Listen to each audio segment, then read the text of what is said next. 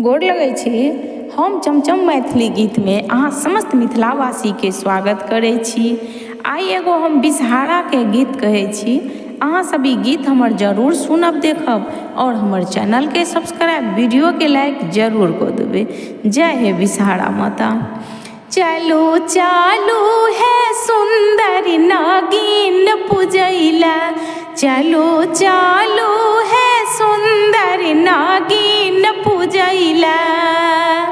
ओही फूलबरिया में बैसल नागिनिया से, बैसल नागिनिया से दूध लाबाला।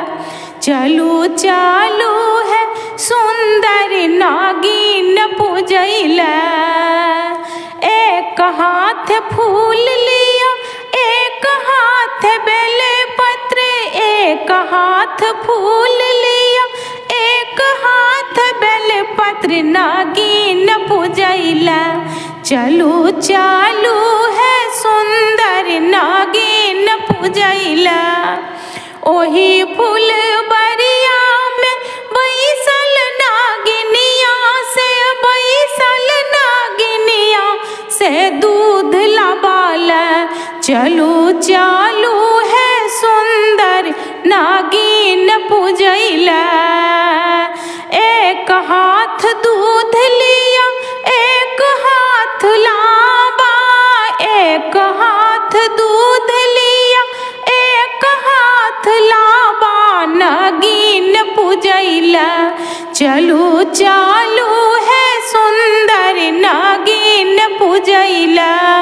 ओही फूलबरिया में बैसल नागिनिया से, बैसल नागिनिया से दूध लाबाला।